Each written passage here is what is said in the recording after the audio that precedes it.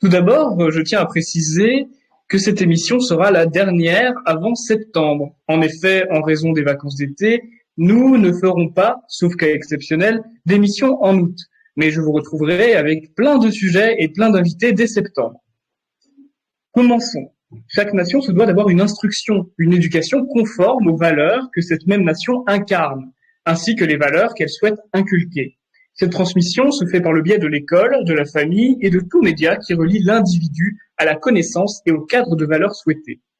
L'éducation n'est donc pas seulement la connaissance brute, mais aussi la mentalité et la morale à adopter pour rentrer en harmonie avec la société.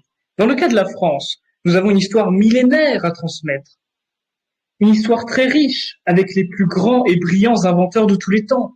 Nous constatons, depuis par exemple la Révolution populaire de mai 68, qui je le rappelle d'ailleurs a été initiée par les étudiants, une baisse de la qualité de la transmission. Nous aurons l'occasion de développer cela dans des questions précises. Pour parler au mieux de ce sujet qui est central avec vous, j'ai décidé d'inviter ce soir Bruno Hiroux, secrétaire général du Parti de la France. Bonsoir Bruno. Bonsoir Bruno. Bonsoir Alexandre, bonsoir tout le monde. Merci Bruno d'être avec nous. Ainsi que Juliette, une collégienne de 14 ans qui nous fait le plaisir de nous apporter une expérience empirique de l'éducation actuelle. Bonsoir Juliette. Bonsoir Alexandre, bonsoir à tous. Merci d'être avec nous. Vous êtes l'invitée la plus jeune qui nous était donnée, vous imaginez bien. Mais c'est intéressant aussi d'avoir une collégienne pour parler de l'éducation. Je tiens à préciser que nous sommes sur le même compte dans la mesure où puis en présence de l'invité, et que donc s'il est écrit que c'est Alexandre Inger qui s'exprime, mais que c'est Juliette, c'est tout à fait normal. Et enfin, Guillaume Aguilé, l'adjoint de Bruno Hiroux, est membre du bureau politique du Parti de la France. Bonsoir Guillaume. Bonsoir Alexandre, bonsoir tout le monde. Je vous rappelle le format de l'émission, elle se compose en deux parties. La première durant entre une demi-heure et une heure, où je pose quelques questions à mes invités, puis ensuite, cela sera directement vous les auditeurs, qui disposerez d'une demi-heure pour poser vos propres questions. Chers amis, chers invités, je tiens à vous rappeler, et ce malgré le côté permissif du réseau Telegram, nous sommes sous le coup de la loi. Et nous souhaitons une bonne écoute d'ailleurs à tous les juges et magistrats de gauche qui pourraient nous écouter. Je vous rappelle que l'émission sera directement disponible en rediffusion sur notre canal Telegram et demain sur YouTube. Ce qui vous permettra de faire écouter l'émission autour de vous. Je compte sur vous pour cela. Maintenant, à nous, chers invités, vous avez bien sûr le droit de rebondir sur les réponses des uns et des autres. Si vous le souhaitez, bien sûr, soyez le casse. Bruno Hiroux, rentrons directement dans le sujet. Emmanuel Macron avait déclaré vouloir radicalement limiter, pour ne pas dire interdire, l'école à domicile. Mon interprétation est qu'il sait pertinemment que la majorité des parents défendant l'école à domicile est aussi celle qui est la plus virulente et critique envers l'éducation nationale. Et que ce soit pour des questions morales ou sur la qualité de plus en plus médiocre que nous dispense l'éducation. Et donc, contre un lavage de cerveau idéologique. La motivation d'Emmanuel Macron à limiter l'école à domicile ne résiderait-elle pas dans l'optique de défendre à tout prix ce lavage de cerveau ? Bien évidemment, il y a plusieurs obstacles au rouleau compresseur républicain qui sont l'école privée dans une moindre mesure, l'école privée hors contrat dans une plus grande mesure, ainsi que l'école à la maison, l'école à domicile. Effectivement, je dirais pas que c'est forcément ici qu'on trouve des enseignements virulents contre la République, mais c'est en tout cas ici qu'on trouve des enseignements libres, libérés de la toute-puissance du politiquement correct, du médiatiquement correct, et aussi d'une certaine incompétence, d'un certain laisser-aller dans le corps enseignant également. En préambule, si tu me le permets, j'aimerais rappeler qu'à chaque fois qu'un projet de loi, qu'il soit de gauche ou de droite, sort au sujet de l'éducation nationale, il est toujours dit en premier que le but de l'éducation nationale est la transmission des valeurs de la République et non pas d'apprendre à lire, à écrire et à compter. Absolument, merci Bruno pour ce préambule. Juliette, vous rentrez en troisième. Vous êtes là pour nous apporter une expérience empirique. J'aimerais savoir tout d'abord, est-ce qu'il y a une forte proportion d'étrangers dans votre établissement ? Alors oui, l'établissement est une forte migrants africains et maghrébins. Alors que je viens rappeler que vous êtes dans un collège en campagne, dans une commune de 7000 habitants. Est-ce que ces migrants en question entrave le bon fonctionnement des cours et du collège? Alors oui, ils perturbent les cours, hein, ils ont un comportement vulgaire, sans respect, violent, et ils aggravent le bon fonctionnement de l'éducation. Merci Juliette pour votre témoignage. Je reviens vers vous dans quelques minutes. Guillaume Aguilé, l'éducation nationale est le ministère avec le plus gros budget, 56 milliards, sachant que ce budget croît chaque année. Comment expliquer une dégradation qualitative avec un budget plus conséquent? L'argent ne serait-il pas usé à bon escient?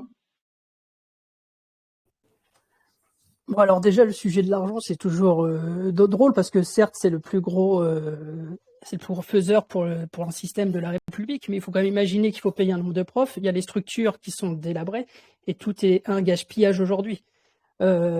Aujourd'hui, tout le système de propagande qui est autour coûte cher. Il n'y a pas que les bouquins, il n'y a pas que les profs, il y a tout un système autour qui est à financer. Et pour tenir le plus solidement possible un système, même s'il est pourri, il faut le payer. Et aujourd'hui, pour pas que ça s'effondre, il faut mettre des sous. On ne sait pas vraiment où l'argent va, honnêtement, quand on voit le chiffre et quand on voit les scores. Si ça paye peut-être le bac, parce que quand on voit les scores du bac, ça paye peut-être les profs pour qu'ils mettent les bonnes notes. Donc je sais pas ce que vous pensez de ça, mais peut-être que c'est une partie du budget pour payer les profs pour donner une bonne note au bac. Merci pour votre réponse, Guillaume Aguilé. Sans partir dans cette spéculation, que répondez-vous à toutes les personnes qui comparent les salaires professoraux français et allemands, luxembourgeois, suisses, quand il vous dit les professeurs en France dans le secondaire et le primaire sont sous-payés? Que leur dites-vous? Pour les salaires, je pense qu'aujourd'hui, un prof a quand même 2 mois de vacances, juillet-août. Bon, on va dire qu'il travaille un petit peu sur cette période-là. À les vacances scolaires, même si sur les 2 semaines de vacances, on va dire, ils en travaillent 2-3 pour corriger des copies.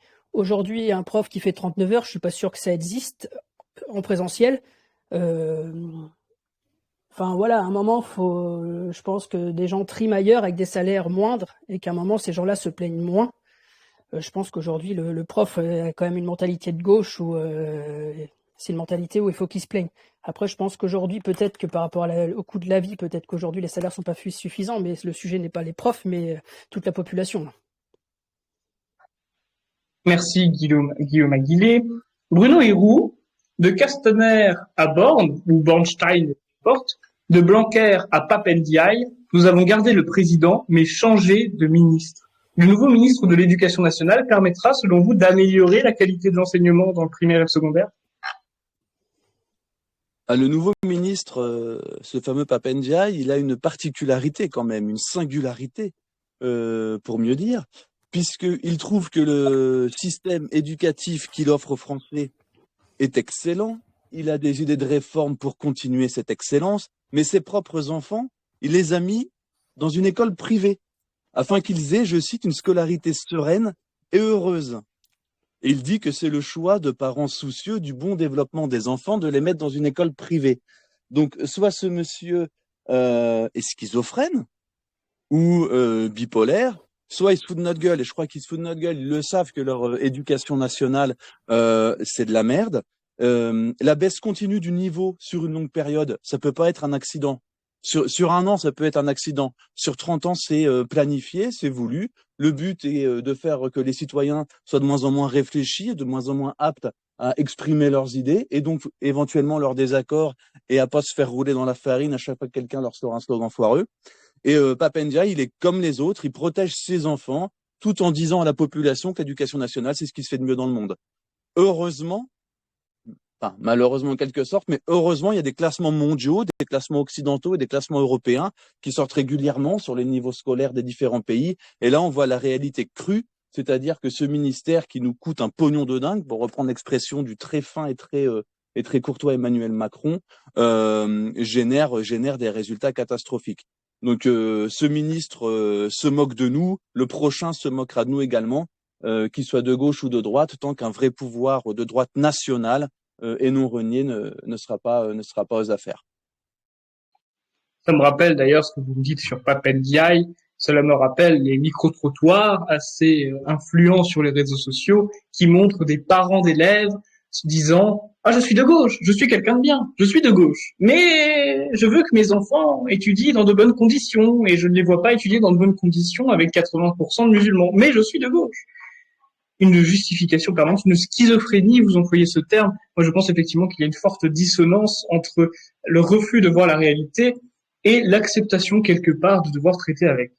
Juliette, excusez-moi, Juliette, je suis complètement abasourdi. J'ai entendu dire que vous aviez eu des cours de vivre ensemble. Qu'est-ce que c'est que ce délire? Est-ce que vous pourriez nous en dire plus sur ces cours sur le vivre ensemble?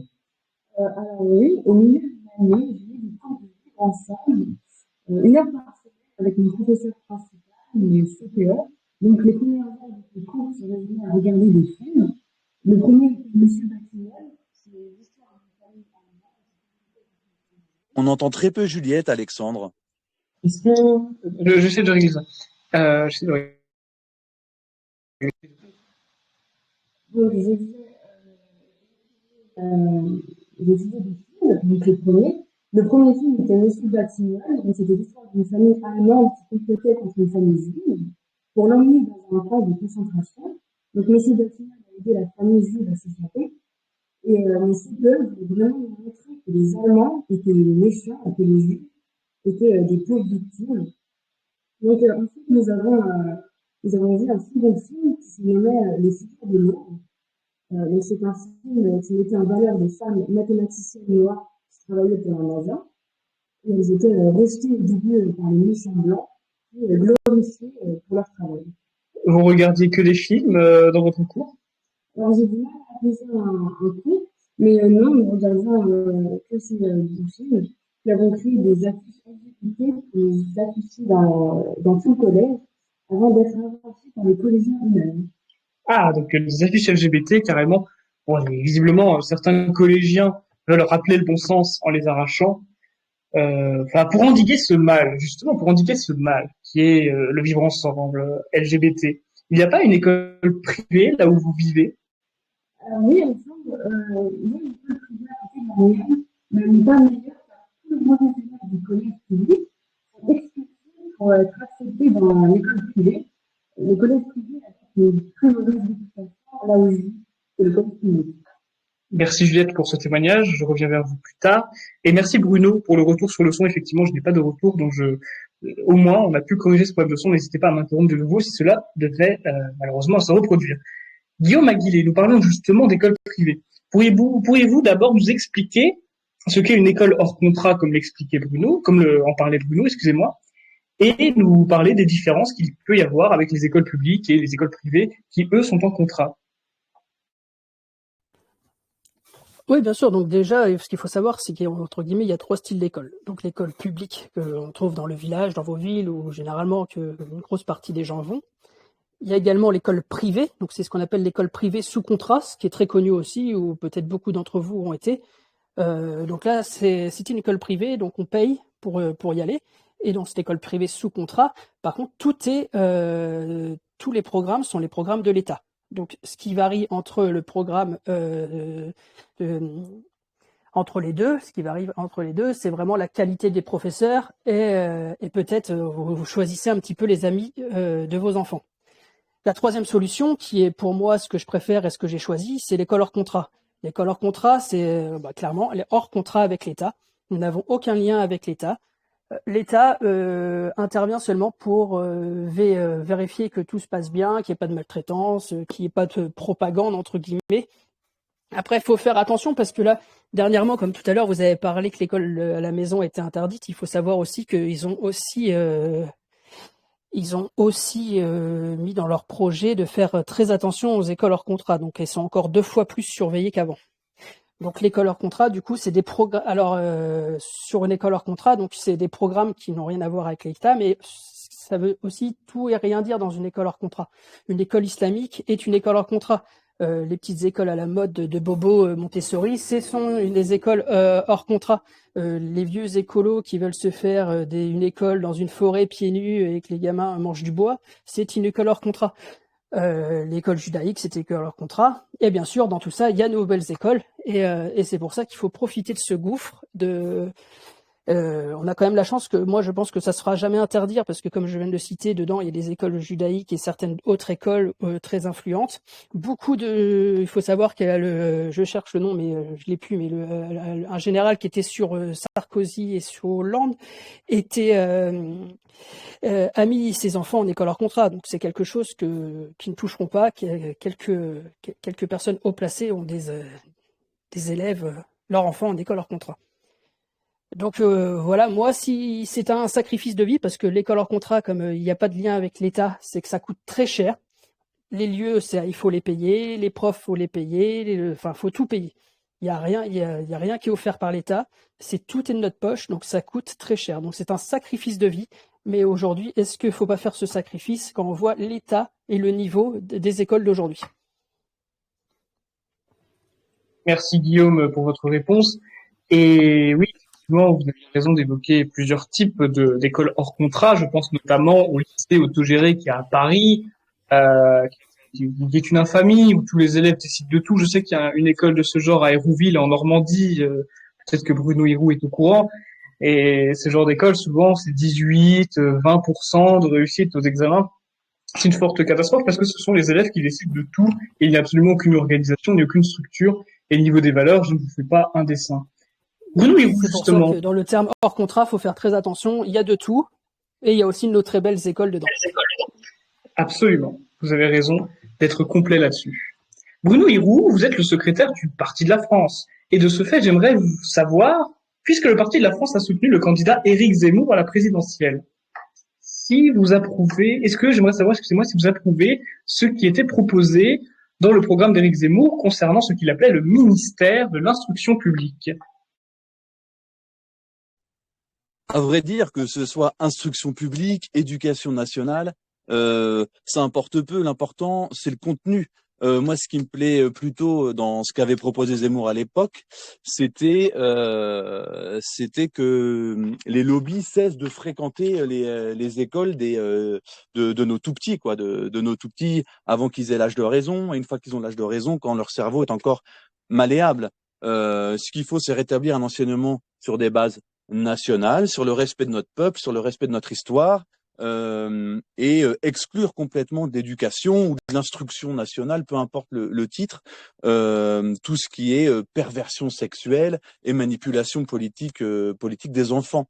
Donc que ce soit instruction publique ou éducation nationale, franchement, rien à faire. L'important c'est le contenu et ce qu'il faut c'est que l'école se redresse. Elle peut se redresser que sur la base du respect de l'histoire de France et du peuple français. Absolument, et à titre personnel, ce qui m'avait plu dans le programme d'Éric Zemmour sur cette question, c'était l'uniforme à l'école, la blouse en primaire, l'arrêt de l'anglais en primaire pour se concentrer sur le français et rajouter plus de dictées. Et surtout, c'était quand même quelque chose qui était hyper intéressant, c'est qu'Éric Zemmour proposait une reformulation totale de la formation des professeurs. Et c'était très très très courageux de sa part aussi de s'attaquer à ce domaine de manière si profonde et si radicale quelque part. Mais c'est ce qui m'a aussi plu dans son programme. Juliette, vous pouvez s'il vous plaît nous décrire vos conditions de travail? Alors oui, bon, il y a eu une voie de dégradation, une armoire démolie et taillée, un balai cassé après qu'un homosexuel de ma classe ait tenté en cours de l'enfoncer dans son arrière-plan, une boîte de 150 feutres volés. Il y a eu aussi une poubelle de 1 mètre cassée en une quinzaine de morceaux, des tables, des chaises, des coups. Ils branchent leur portable en plein fond alors que le portable est interdit. Il y a eu aussi 304 interrupteurs volés sur 600. Le travail, quand il y en a un, est difficile. On entend très mal Juliette, Alexandre. Excusez-moi, vous avez entendu est-ce que vous avez entendu l'histoire de 300 caches d'interrupteurs volés sur 600? Je demanderai à Juliette de reprendre jusqu'à l'histoire de la poubelle d'1 mètre. Oui, alors une poubelle de 1 mètre cassée, une quinzaine de morceaux. Il y a aussi des tables, des chaises défoncées. Il y a eu 300 caches d'interrupteurs volés sur 600.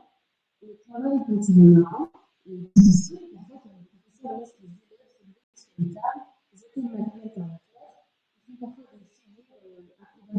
une salle et le temps de les anciens professeurs de existent. Je suis abasourdi évidemment parce que vous me dites l'histoire de l'homosexuel de 14 ans qui se met un balai dans l'arrière-train en plein cours et qui casse le balai. Bon, bon, je suppose qu'il a eu quoi, 2 heures de colle. Et vous me dites que les professeurs se font insulter. Quel type d'insulte, par exemple? Il y a menace, par exemple, et en fait, les professeurs ne font rien et ils font semblant de ne pas entendre. Merci pour votre témoignage encore une fois. Je peux comprendre que c'est très difficile de d'apprendre dans ces conditions. Je pense que tout le monde peut comprendre ici d'ailleurs. Guillaume, vous pensez aussi qu'il y a une forme de laxisme qui est instaurée par les professeurs dans le milieu professoral, de l'éducation nationale bien sûr? Ah oui, tout à fait. De toute manière, c'est une forme de laxisme complet déjà parce que une grosse majorité des profs sont des gauchistes. Donc en même temps, un gauchiste qui se laisse insulter face à de la racaille, il n'a pas besoin d'être professeur, c'est une mentalité. Devant un professeur de droite, je pense que le jeune homme qui insulte, ça ne passe pas du tout. D'ailleurs, dans n'importe quel, quand on parlait d'école privée ou de leur contrat tout à l'heure, je veux dire, le respect, il est là. Et je pense qu'en fait, les sanctions sont fortes. Un enfant, si on le laisse faire, si on lui donne un doigt, il va bouffer le bras, en fait. Donc, il faut, à un moment, les profs laissent faire et rien ne se passe. Donc, en fait, je pense qu'aujourd'hui, un collège, lycée, tout ce qu'on veut, l'avenir, c'est comme tu disais tout à l'heure, le lycée autogéré de Paris. Je pense que c'est le système que voudrait la République à la fin. Chacun fait ce qu'il veut et on y va en touriste. En gros, c'est un peu le résumé. Il faut que le lycée et le collège, en fait, ça devienne la fac. Des touristes. Merci pour votre réponse. Donc, aussi par peur que les professeurs se laissent autant faire et sont autant dans le laxisme. Bruno Hiroux, on peut constater que l'écrasante majorité des écoles privées hors contrat sont religieuses. Pensez-vous que la religion soit indiscernable d'une bonne éducation? Ce qui fait que les écoles catholiques hors contrat obtiennent des résultats excellents vient pas forcément du fait qu'elles sont catholiques, même s'il y a des grâces qui tombent, bien entendu, à ce niveau-là. Ça vient du fait qu'il y a tout simplement, comme le soulignait très bien Guillaume à l'instant, il y a des valeurs, il y a un cadre et il y a un respect des enfants pour leurs parents, des enfants pour le prêtre, des enfants pour le Christ et donc des enfants pour le corps enseignant. Et ce qui se passe dans l'école publique, c'est que il n'y a pas ce respect des élèves pour les professeurs parce que les professeurs ne sont pas respectables. Le respect, ça se décrète pas. Quand on s'habille comme un hippie, quand on se lave pas tous les jours, quand on a des dreads et quand on achète du shit au grand frère du gamin qui est en train de vous mettre la misère en cours, vous ne pouvez pas être respecté. Vous êtes forcément un guignol aux yeux des élèves. Et dans le privé hors contrat catholique, forcément, ce sont d'autres valeurs, d'autres styles de vie, et c'est pour ça que ça marche mieux.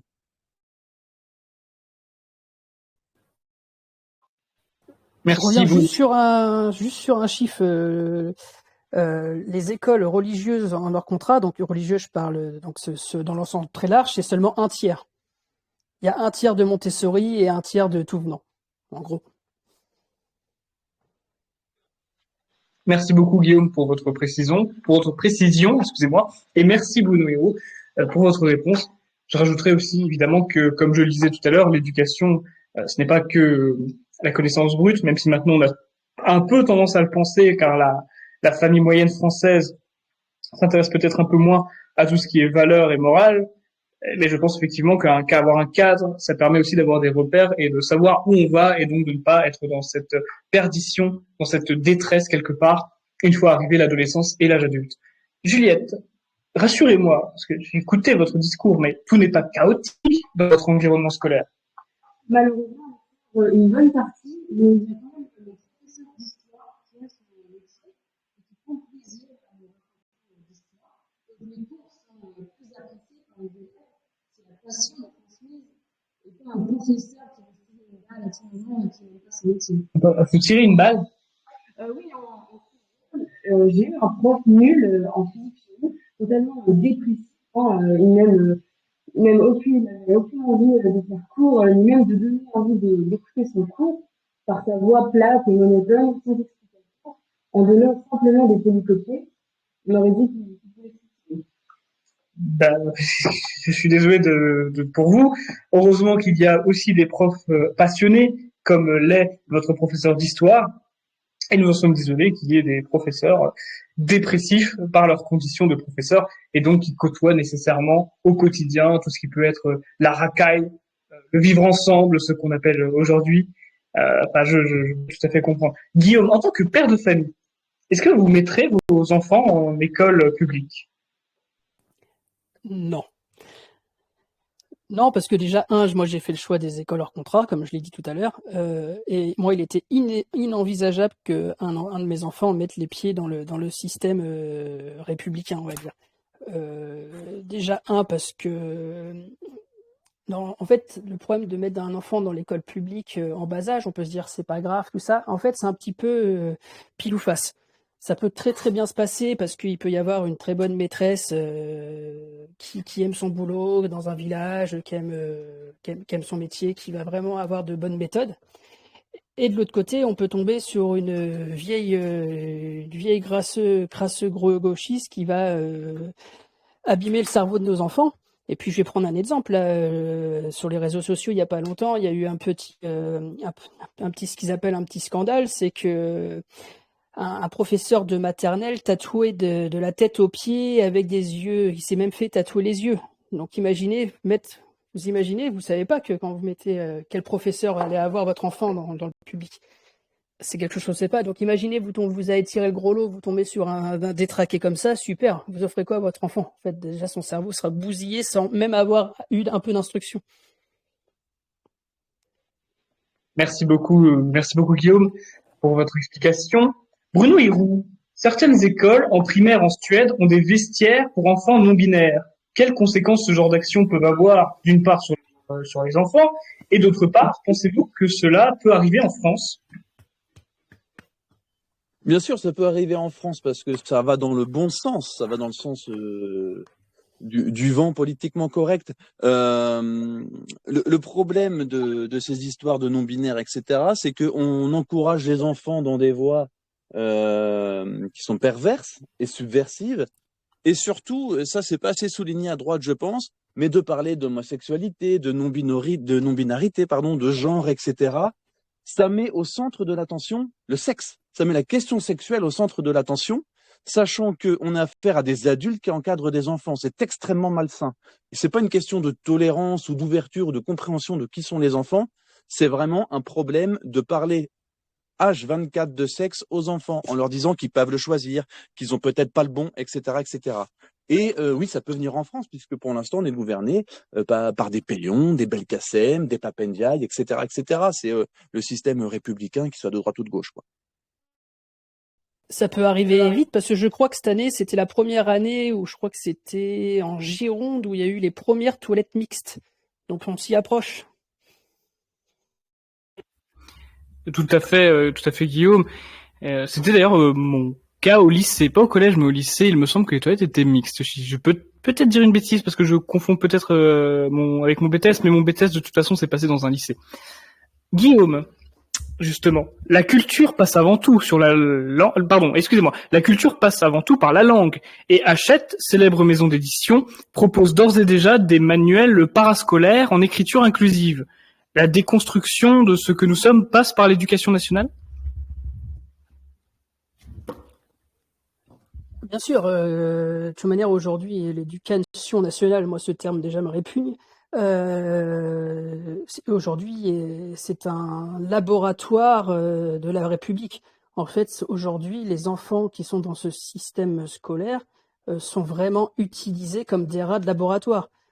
Bon, ok, on fait pas d'expérience physique sur eux, mais l'expérience est quand même mentale. On leur apprend des choses qui sont complètement contre nature, des choses qui ne, comme Bruno tout à l'heure a dit, on est là pour apprendre la beauté de notre pays. Et tout ça, aujourd'hui, c'est secondaire. On n'apprend plus ce genre de choses. Par contre, aller mettre des points et des E, déjà que la langue française est très compliquée, et rajouter des âneries pareilles, je pense que c'est un scandale pour nos enfants. C'est déjà un scandale de lire dans la presse ou des choses comme ça. Mais voilà, pour en revenir, oui, l'éducation nationale, de toute manière, déjà dans le terme, il y a éducation. Pour moi, ce terme devrait être enlevé de l'école. L'éducation, c'est aux parents de la donner.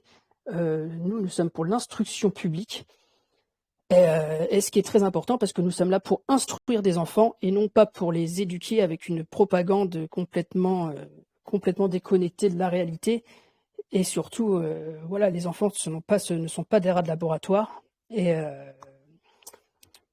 voilà pour ce que je peux dire sur ce sujet-là, quoi. Enfin, voilà, je pense qu'on prend nos enfants pour des rats, quoi. Merci beaucoup, Guillaume, pour votre réponse. Juliette, merci d'être avec nous ce soir déjà, mais je m'interroge. Vos camarades dans votre collège partagent-ils la même ligne idéologique que vous? Alors non, malheureusement. D'ailleurs, je ne peux pas dire à mes camarades que je participe à cette émission. Ceux qui pensent comme moi se font mettre la pression, tant par les élèves que par les professeurs d'ailleurs. Je pense qu'ils ne réfléchissent pas à ces questions-là, tout simplement, et donc oui, sont des gauchistes car leur environnement est gauchiste. Merci beaucoup pour votre réponse, Juliette. Je me suis posé la question, avec en ce moment ce qu'il se passe en Ukraine, est-ce que vous avez eu des élèves ukrainiens? Alors oui, cette année, on a eu deux Ukrainiens qui ont fait de l'anglais comme nous, et les professeurs étaient étonnés de savoir qu'ils savaient vraiment très bien parler anglais. Comme s'ils parlaient peut-être aussi bien que le professeur. Voilà, exactement. Ils sont même plus forts.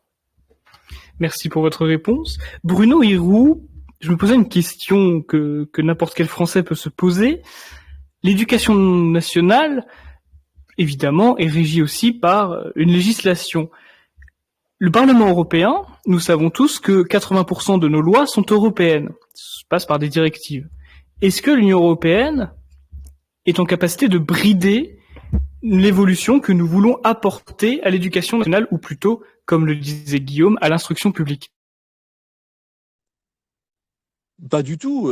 Il y a qu'à voir ce qui se passe à l'est, ou plutôt au centre de l'Union européenne actuellement, sur d'autres sujets comme l'immigration par exemple ou les rapports avec la Russie. Il suffit, et d'ailleurs c'est aussi la ligne de Thomas Joly et d'Éric Zemmour, c'est qu'il suffit que nous imposions notre volonté et l'Union européenne se pliera. Et il suffit qu'un bon président, un bon Premier ministre, un bon ministre de l'Éducation prennent les bonnes mesures. Et l'Union européenne n'ira pas voir ce qui se passe dans nos écoles. Et si l'Union européenne veut s'en mêler, on lui opposera une fin de non-recevoir, tout simplement. L'Union européenne n'est pas le père tout-puissant. Merci Bruno Hirou d'avoir répondu à cette question. Effectivement, c'est une question que beaucoup de Français peuvent se poser. Est-ce que l'Union européenne bride ce que nous voulons faire sur l'éducation nationale? Voyez-vous, la réponse est non. Il existe des exemples. Soyez donc rassurés à ce niveau-là. Nous pouvons la changer sans un changement radical à ce niveau-là. Juliette, j'aimerais vous poser une question très simple. Est-ce que vous pensez que les situations chaotiques que vous m'avez décrites s'améliorera dans le lycée? Ou est-ce que ce sera strictement dans les mêmes conditions? Pour être honnête, je pense que non, pour moi, non, je pense que ça ne s'améliorera jamais, enfin, pas pour l'instant. Mais j'espère beaucoup. J'aimerais avoir un lycée potable, avec une bonne éducation, avec des bons enseignements, et j'espère que ça s'améliorera. Merci. Et justement, nous pouvons parler, puisque nous parlons de l'étape supérieure. Guillaume, en étape supérieure, est-ce que vous pensez que cette éducation nationale peut expliquer en partie le taux d'échec incommensurable qu'il peut y avoir? On rappelle que c'est entre 60 et 70% selon les domaines, les échecs incommensurables qu'il peut y avoir dans les études supérieures. Alors, pour moi, l'échec dans les études supérieures s'explique que tout le monde aujourd'hui y va. Il n'y a plus de sélection à l'entrée. D'ailleurs, c'est pour ça que le bac aujourd'hui ne vaut plus rien, parce qu'en fait, on avait le bac et après on pouvait partir en études supérieures. Aujourd'hui, tout le monde a le bac, tout le monde part en études supérieures. Résultat des courses, forcément, on en perd sur le bord de la route. Puis dans certaines études supérieures, en plus, il y a des quotas de résultats qu'il faut avoir. Ils peuvent pas dépasser le nombre de prix, donc forcément, à un moment, ça va coincer. Le seul problème, en fait, le problème revient au même, c'est que tout le monde a le bac, et donc forcément, tout le monde va en études supérieures. Merci beaucoup pour cette explication. Et d'ailleurs, même dans les études supérieures, il y avait des syndicats étudiants, vous savez, comme l'UNEF, on ne les présente plus, l'UNEF, les Macron, etc., qui voulaient simplifier pour certains diplômes. Et la cocarde étudiante que je représentais, ainsi que l'Union des étudiants patriotes, avaient pour slogan « Diplôme pour tous égale chômage pour tous ». Et là, on peut aussi retrouver cette optique. Le bac pour tous égale un baccalauréat sans valeur. Et donc, un nombre croissant, très important, de personnes qui vont dans le supérieur, notamment dans l'université, dans la faculté, donc dans un domaine où l'étudiant est très livré à lui-même, si on compare à l'éducation secondaire, et donc un taux d'échec important. Bruno Hiroux, que propose le Parti de la France concernant l'éducation ou l'instruction ? Eh bien, concernant l'éducation, l'enseignement, dirons-nous plutôt, on propose des choses toutes simples. Revenir aux règles anciennes, qui veulent que l'éducation appartienne aux parents, qui délèguent l'instruction des enfants à des maîtres et à des professeurs, dans des établissements sûrs et hiérarchisés. C'est le programme du PDF. La défense de l'école catholique, supprimer la carte scolaire, réprimer sévèrement les raquettes et les violences, puisque Juliette a évoqué le sujet, mais l'école n'est plus un sanctuaire depuis des années, notamment en raison du laxisme et de l'immigration. Il faut qu'on rétablisse les notions d'effort et de discipline, qu'on initie, comme le disait Guillaume, les élèves au vrai, au beau et au bien, l'amour de notre histoire, l'amour de notre peuple, qu'on se recentre, comme je le disais en début d'émission, sur l'apprentissage de la lecture, de l'écriture, du calcul, qu'on privilégie l'histoire de France et sa chronologie, la géographie de la France qui est exceptionnelle. On a tout sur notre territoire comme type de géographie à étudier. Ne pas oublier les langues de notre race, le latin et le grec, les langues de notre civilisation. Privilégier la lecture des auteurs classiques, quitte à faire des esclandres au baccalauréat, puisque je vois que même les pauvres écrivains modernes se font attaquer par les lycéens qui trouvent les textes trop durs. Bien entendu, interdire les cours de sexualité au collège, c'est évident. Rétablir à la place une formation civique exigeante, encourager le scoutisme, puisque l'école, c'est pas que être assis à apprendre. Comme le disait Guillaume, une refonte du baccalauréat et surtout une sélection réelle à l'entrée dans les filières de l'enseignement supérieur pour que celui-ci reste de qualité. Et dernier point que nous proposons, assurer l'autonomie de gestion et d'orientation des établissements, un peu ce qui se fait dans le privé, tout en conservant le caractère national des diplômes pour ne pas créer d'inéquité sur le territoire. Donc tout ça, c'est un programme qui a été repris en partie par les équipes d'Éric Zemmour lors de la campagne présidentielle. C'est le programme qu'on propose depuis plusieurs années et c'est la seule façon de redresser l'éducation. Même si, alors je sais pas si tu comptais aborder le sujet, le système et le corps enseignant ne sont pas tout. Les élèves, les collégiens, les lycéens, les étudiants ont une part de responsabilité, ils doivent être exigeants envers eux-mêmes, ils doivent augmenter leur niveau d'exigence. Toute société aura toujours besoin de cadres, de dirigeants, etc. Donc à chacun de se prendre en main, de faire ce qu'il faut pour avoir ses diplômes, mais aussi pour s'éduquer correctement. Et pour ceux qui sont parents, parmi les auditeurs, les parents ont également un travail de contre-éducation à faire lorsque les enfants sont à la maison. Merci beaucoup Bruno pour cette présentation de notre programme. Guillaume Aguilé, justement, Bruno Hiroux a parlé des diplômes nationaux. Je pense à nos voisins les plus proches, soit les Allemands. Ils ont un système éducatif qui est décentralisé. Tout ne se situe pas à la capitale, c'est chaque région qui a son propre fonctionnement éducatif, notamment pour l'équivalent du baccalauréat, Abitur. Chaque région a ses propres épreuves, a son propre baccalauréat. Que pensez-vous de ce système fédéral décentralisé au niveau de l'éducation ?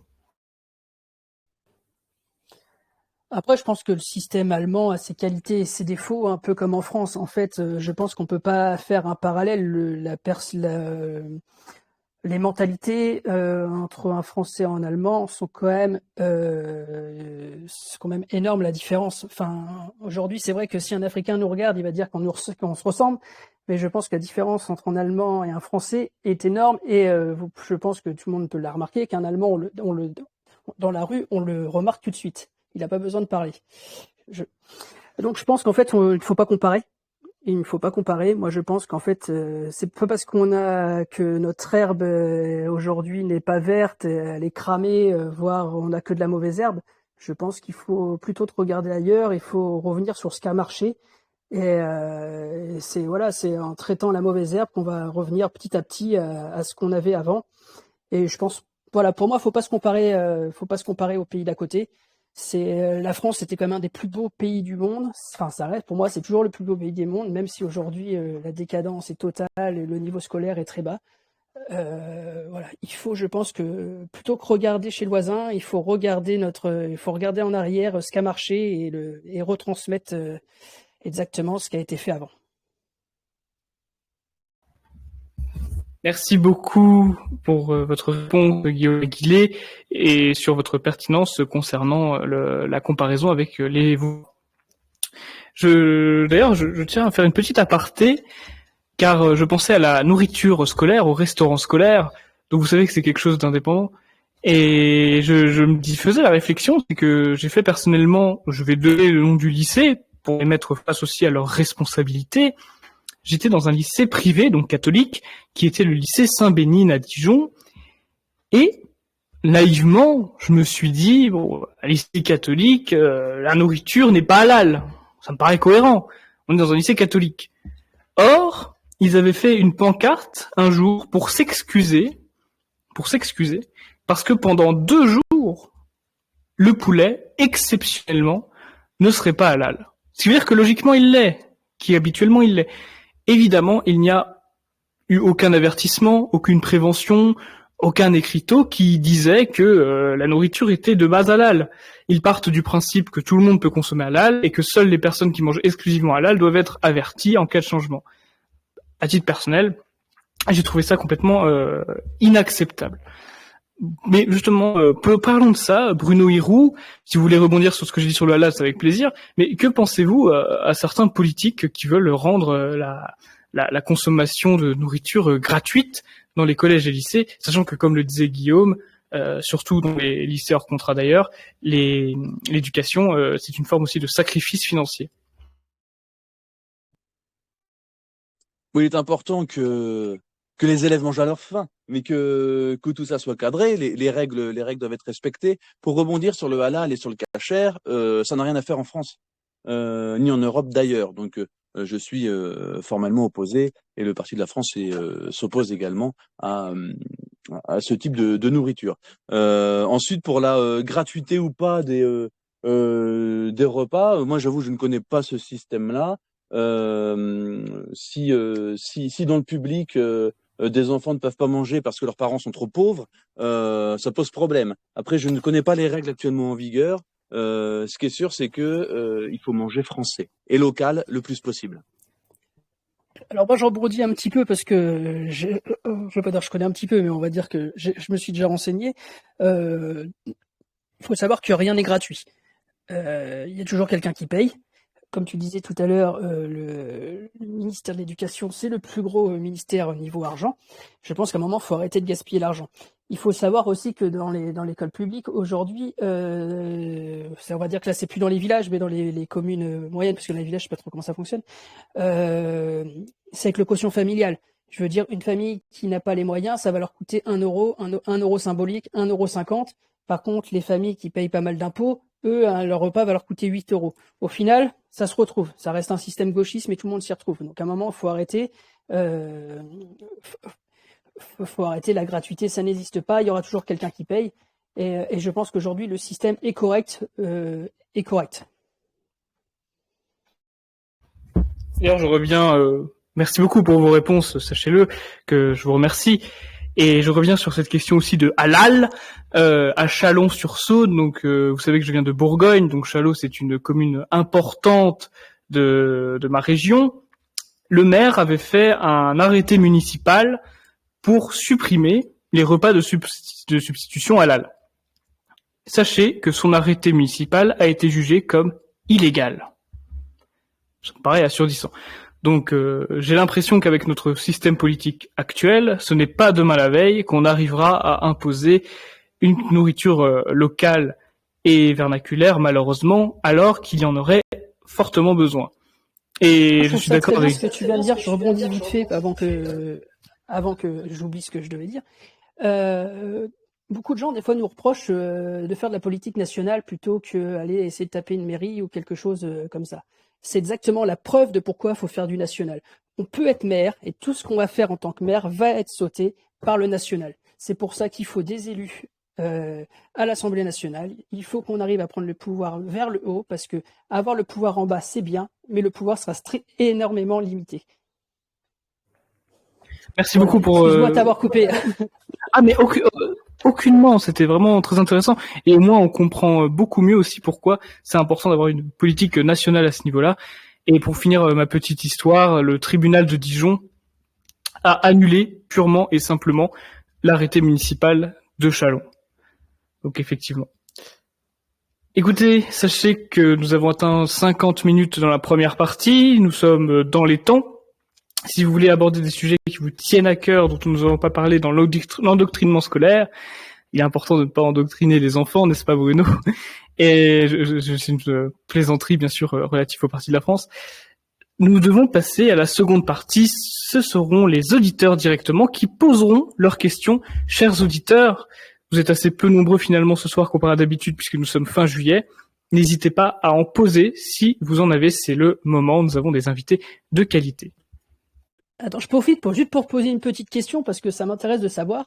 Déjà, bravo Juliette, 14 ans, être là avec nous, c'est top. Moi, j'ai une petite question. Comment t'es arrivée là?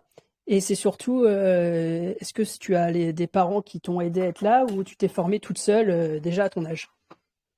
Je donne le microphone à Juliette. Et d'ailleurs, je tiens à m'excuser, le son était pas très bon au début.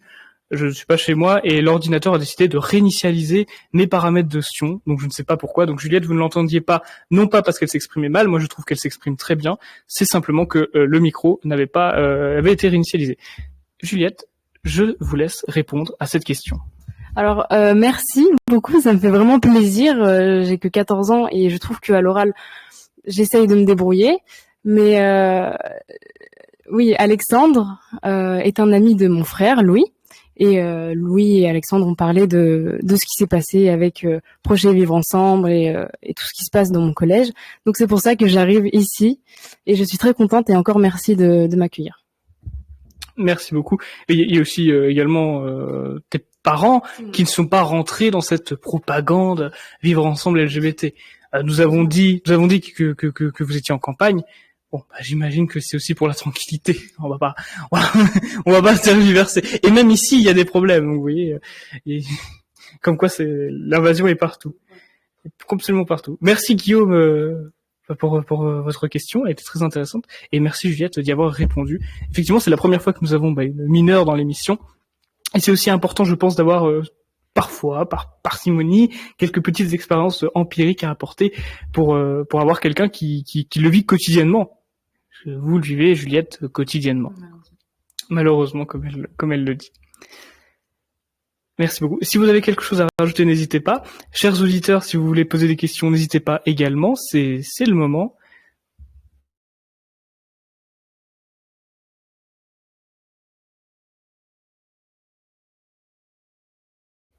Je vois une question qui est...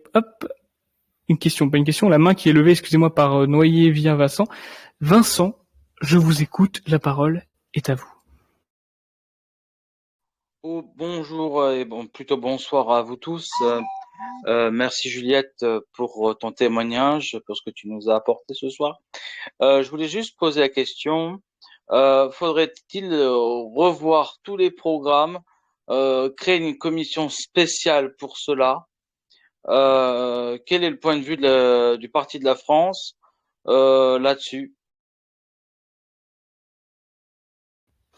Merci Vincent pour votre question.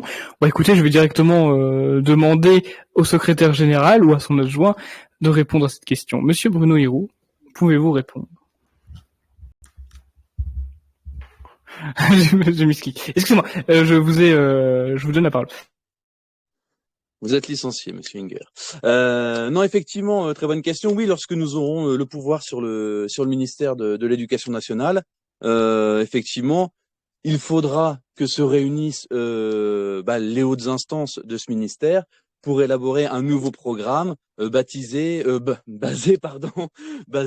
le respect de notre histoire, de notre géographie, de notre peuple, une histoire qui ne soit pas anti-française, qui ne soit pas de la repentance et qui rejette le faux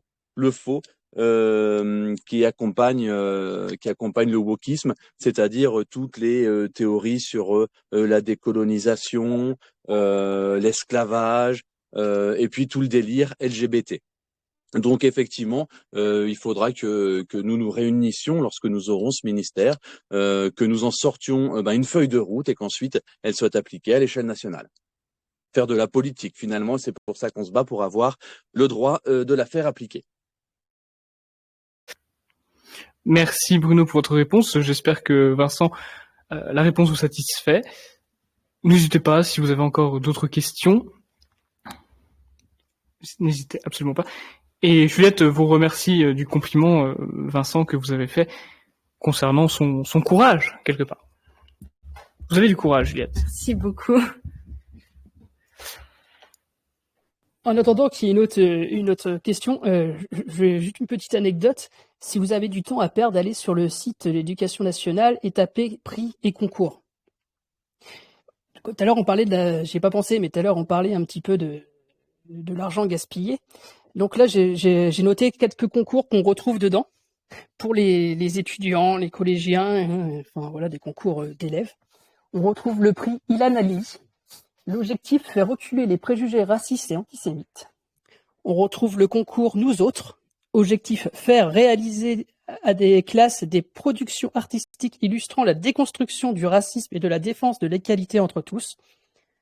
On retrouve le concours national de la résistance et de la déportation. Bon, ça, je pense qu'on a tous connu, même en ayant 30 et 32 ans, et Bruno un peu plus, je pense qu'il a connu déjà ce genre de concours.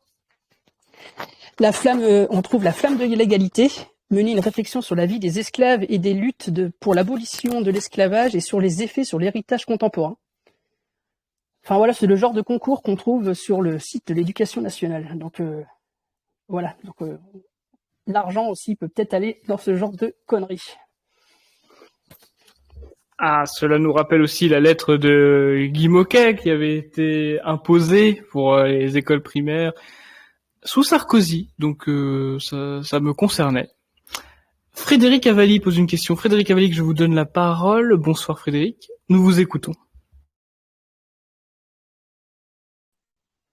Bonsoir, bonsoir Alexandre, bonsoir à tous. Alors, moi, je vais me permettre, je vais être le plus bref possible, de vous raconter une petite anecdote parce que j'ai été touché de près par ce genre de choses.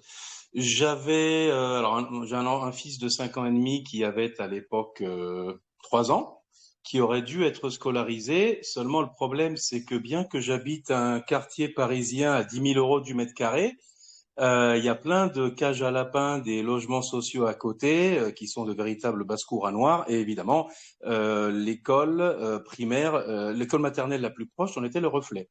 Du coup, avec ma femme, on s'est dit qu'on essaierait de gratter encore un an à la maison en essayant de le scolariser à 4 ans. Sur cela, on a rempli 50 000 formulaires en expliquant évidemment pas les vrais motifs pour lesquels on le scolarisait à domicile. Et quelques semaines après, nous avons reçu, enfin moi j'étais au travail, heureusement, ma femme a reçu la visite de 2 fonctionnaires gauchistes au physique ingrat. Une première était de la mairie de Paris et la seconde était de l'Éducation nationale. Elles ont posé plein de questions. Alors évidemment, ma femme a essayé d'esquiver quand même les vraies réponses, vous imaginez bien. Et elles se sont enfermées plus d'une demi-heure avec mon fils, toutes les deux. Ma femme était dans le salon. Heureusement que c'était pas Daniel Cohn-Bendit, la fonctionnaire. Et finalement, elles sont revenues. Elles ont dit que bon, il avait peut-être pas une facilité de communication avec les autres personnes qui était due à l'absence de promiscuité avec les autres enfants, etc., etc. Mais à la fin, ils ont dit à ma femme, bon, écoutez, comme ça ira pour cette année, et à la fin, il y en a une des deux qui a glissé à l'oreille de ma femme. En fait, pour tout vous dire, on se méfie surtout des sectes catholiques. Vous voyez, voilà. Donc, en gros, la priorité, le danger public numéro 1, c'était ça, les sectes catholiques. Donc, sympa. Et ce qui est marrant, c'est que ma femme a dit, ah oui, oui, je comprends tout à fait, il faut rester vigilant, sachant que, étant russe orthodoxe, à côté d'elle, je suis Arlette Laguiller. Voilà. Donc, je reviens 2 ans après. Et là, j'ai envie de vous poser une question personnelle qui va me concerner moi et vous si vous avez envie d'y répondre. Mais mon fils ayant maintenant 5 ans et demi et étant à l'école privée catholique dans laquelle il y a, bon, sur 26 élèves, il y a que 3 bronzés, donc ça reste quand même tolérable. En tout cas, très bien cette école. Je voulais savoir, en termes de propagande politique ou de contre-propagande scolaire, appelons ça appelez ça comme vous voudrez. Est-ce que vous me conseilleriez d'y aller frontalement, de faire, de lui bourrer le crâne avec l'idéologie du Parti de la France, ou alors au contraire de faire le dos rond, de faire profil bas pour être comme tout le monde, comme disait ma grand-mère à l'époque, au risque de le voir se faire transformer en gauchiste. Voilà. La question était concrètement, que conseilleriez-vous à un père d'enfants en bas âge qui est encore peut-être formatable politiquement, mais c'est peut-être trop tôt, d'y aller franco ou au contraire de pas se faire remarquer et voilà. Et vous-même, comment avez-vous agi puisque je sais que vous êtes tous les deux papas. Merci et félicitations à Juliette aussi pour sa maturité. Au revoir. Merci beaucoup, Frédéric. Je vais répondre, Frédéric, parce que ça m'a fait rire ce que tu viens de dire. Enfin, oui et non, parce que j'ai la même expérience que toi, exactement la même. Mon quatrième cette année est à l'école à la maison parce qu'il n'y a pas de petite section dans leur contrat où je suis. Et nous avons reçu, ma femme a eu la visite de deux personnes, dont une extrêmement gauchiste physiquement. Déjà, ils ont imposé le masque à ma femme, ils sont rentrés masqués.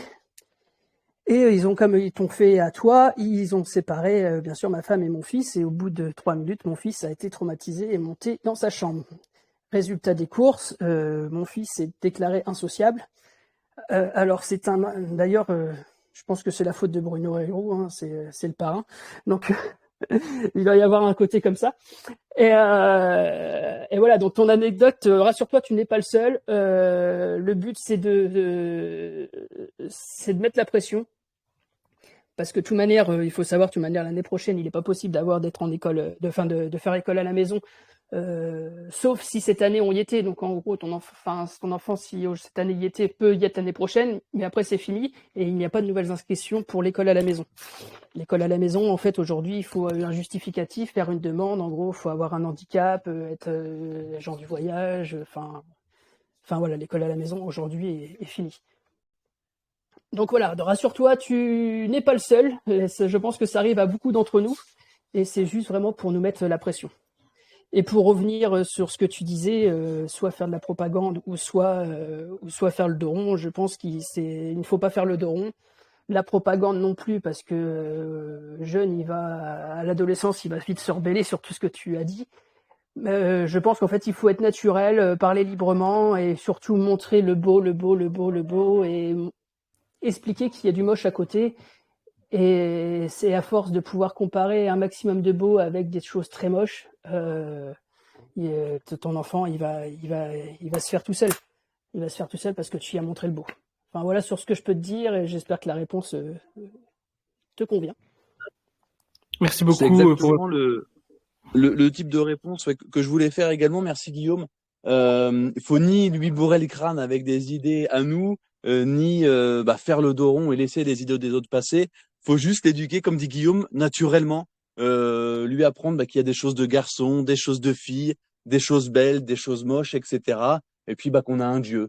Et en étant naturel comme ça, il aura d'office des bons réflexes et des bonnes idées.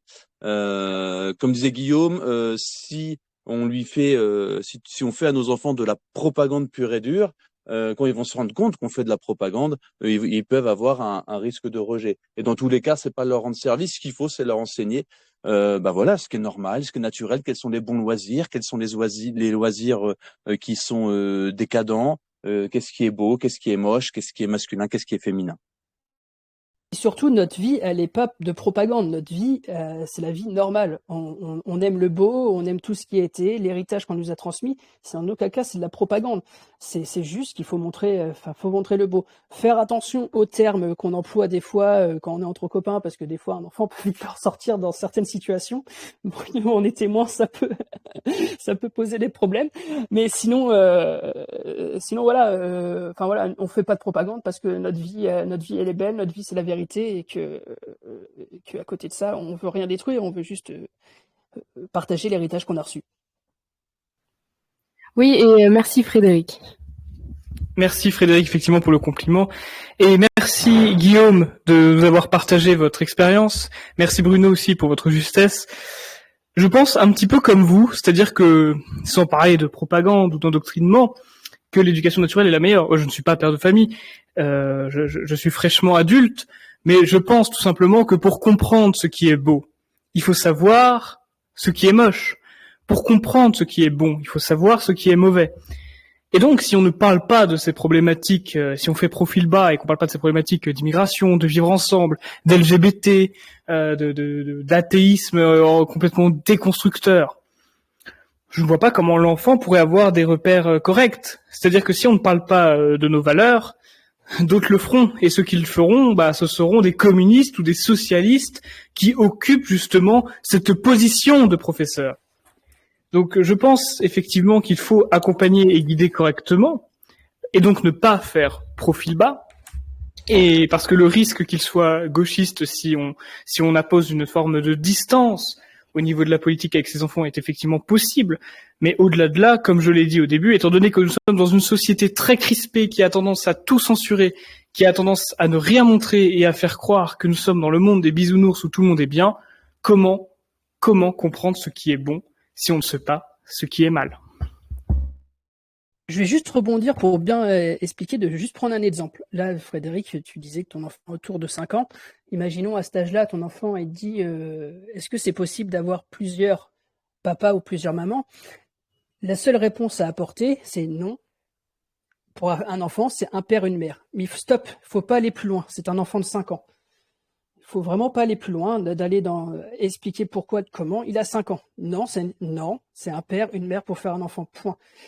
Si on commence à approfondir, on approfondit à des âges supérieurs, pas à cet âge-là. Voilà pour un exemple concret, si ça jamais s'est arrivé. Merci beaucoup Guillaume pour l'exemple et pour l'exemple que vous avez apporté pour comprendre comment. Et d'ailleurs, je tiens à préciser par rapport à cela, sur cette question homoparentale, je suis quand même assez surpris parce que je suis comme 23% des familles en France, c'est-à-dire une famille monoparentale. Je ne connais effectivement pas mon père.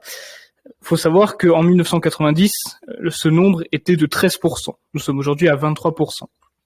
Et ne connaissant pas mon père, il fallait remplir des papiers, toujours des papiers pour expliquer, voilà, quand il y avait père, mère, il fallait remplir père, absent, etc., etc. Ce qui est normal. Moi, je trouve ça normal. Il y a écrit père, absent, tata. Par contre, pour les familles homoparentales, qui sont beaucoup moins représentatives, pour les familles transgenres, parce qu'apparemment ça existe maintenant, qui sont également beaucoup moins représentées, ils ont décidé de changer tous les dossiers d'inscription par parent 1, parent 2, pour ne pas froisser les enfants qui étaient en situation de de parents homoparentaux. Par contre, il y a effectivement bien une volonté de lobby, une volonté politique derrière, parce que si c'était réellement la souffrance de l'enfant qui était la prérogative, on aurait peut-être pu également envisager les 23%, je rappelle, c'est quand même un quart des familles qui sont des familles monoparentales, puisque nous sommes dans une société quand même très hédoniste qui n'encourage pas la valeur de la famille de manière générale. Vincent, je vois que vous levez de nouveau la main, je vous laisse de nouveau vous exprimer. Alors oui, moi ce que je vais vous expliquer quelque chose, c'est que vous avez parlé de parent 1, parent 2. faut savoir, moi je suis pasteur luthérien traditionnel et conservateur. Il y a dans les registres de baptême, dans les nouveaux registres de baptême qui sont publiés, vous avez parent 1 et parent 2. Aujourd'hui, ce sont les modernistes qui font ces registres. Aujourd'hui, on est bien embêté quand on a fini notre registre pour avoir un registre complet avec parents, père et mère. Ça, c'est vrai. Je voulais aussi discuter pour la contre-propagande. Saint-Lazare et le général Franco, que j'apprécie les deux, Saint-Lazare et le général Franco, ont mis du catéchisme obligatoire. Bien sûr, ce sont des pays qui ont connu la franc-maçonnerie, bien évidemment, surtout l'Espagne, et Saint-Lazare est venu bien après. Hein.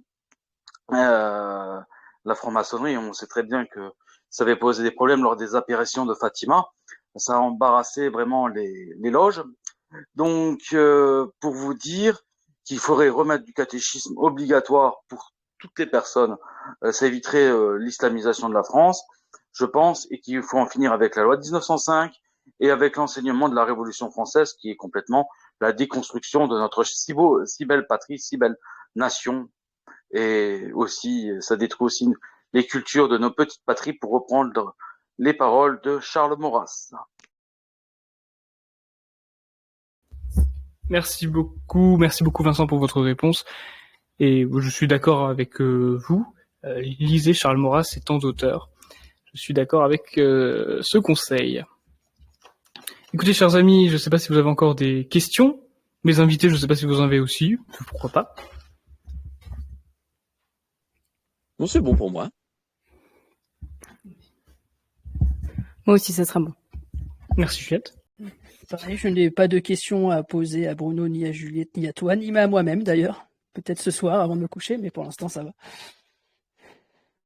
Ah, ça serait original. La semaine dernière, nous avons eu pour la première fois un invité qui avait posé une question aux auditeurs. Pour rappel, c'était un réalisateur qui demandait vous, les auditeurs, qu'est-ce que vous attendez d'un bon film? Qu'est-ce que vous attendez d'un film de la part d'un réalisateur? C'était une première. Donc, Guillaume, ce serait la première fois qu'un invité se pose une question à lui-même. C'est une forme de rhétorique particulière. Bah écoutez, je pense que nous sommes complètement dans les temps, puisque l'émission dure 1h10. Nous sommes dans les temps. Je vous rappelle que l'émission est directement disponible en rediffusion sur le canal Telegram du Parti de la France, qu'il sera disponible demain sur YouTube. Et je vous remercie à tous, chers invités. Je vous remercie Guillaume Aguilé d'avoir été présent ce soir. C'est avec grand plaisir. Et pour rappel, n'hésitez pas à aller sur le site du Parti de la France, d'adhérer, parce que l'argent, c'est le nerf de la guerre. Pour, comme on disait tout à l'heure, pas d'argent, pas de propagande. Donc n'hésitez pas à nous aider. On a besoin de votre aide. Et pourquoi pas devenir adhérent du Parti de la France, c'est quand même la classe. C'est une classe incommensurable, inestimable même, enfin si, 15 € si vous avez moins de 25 ans, 50 € si vous en avez plus. Bruno Hirou, je vous remercie, secrétaire général du Parti de la France, d'avoir été là ce soir. Merci d'avoir répondu à mes questions. Eh bien, c'était un plaisir, comme à chaque fois. J'étais content de partager ce moment avec toi, avec Guillaume et avec Juliette qui a vraiment une belle assurance verbale malgré son jeune âge. Alors, tout d'abord, merci Bruno. Vraiment, ça me fait vraiment plaisir. J'ai 14 ans et ça me fait... je suis contente de bien parler à l'oral. Et Alexandre, merci de m'avoir invité. Et merci à tout le monde. Et je vous souhaite une bonne soirée. Je vous remercie Juliette. Justement, nous tombons sur vous. C'est quand même très important d'avoir quelqu'un qui vit au quotidien ce dont on parle. Au moins, nous sommes dans le concret, dans la pratique. C'était Kant qui disait que la théorie était absurde sans la pratique et que la pratique était aveugle sans la théorie. Nous avons maintenant les deux. Et surtout, pour votre jeune âge, c'est quand même un certain courage, surtout dans notre bord. Bon, si nous avions reçu une non-binaire de 13 ans, chose que fait régulièrement Combini, Loopsiders, AJ+ français, etc., je ne dis pas, c'est dans l'idéologie dominante, mais vous, non, c'est le contre-courant, et je vous remercie chaleureusement d'avoir accepté l'invitation. Bien évidemment, chers auditeurs, adhérez au Parti de la France si vous n'êtes pas une serpillière de gauche. Je vous invite à parler de l'émission autour de vous, c'est très important. C'est avec l'argent que l'on fait la guerre, comme disait Guillaume, mais c'est aussi avec la notoriété. Donc, je compte sur vous pour qu'on ait les deux. Il n'y aura pas d'émission en août parce qu'en août, comme vous avez pu le constater, avec juillet déjà les audiences commencent à baisser, ce qui est logique puisque nous sommes dans des périodes de vacances, les périodes estivales, et août c'est encore pire que juillet. Donc il n'y aura pas d'émission, sauf peut-être émission exceptionnelle en août. Donc nous nous retrouverons, chers amis, en septembre. Je rappelle que l'émission sera en rediffusion directement sur le canal Telegram et en septembre, demain, sur YouTube. Voilà, moi j'ai tout dit de mon côté. J'ai très apprécié de faire cette émission avec vous ce soir. Nous allons parler de l'endoctrinement scolaire à septembre pour de nouveaux thèmes et de nouveaux invités. Adhérez au Parti de la France, je vous le rappelle. Et abonnez-vous aussi à la chaîne YouTube. Merci à vous. Bonne soirée à vous tous. À plus. À bientôt. Au revoir tout le monde et merci encore.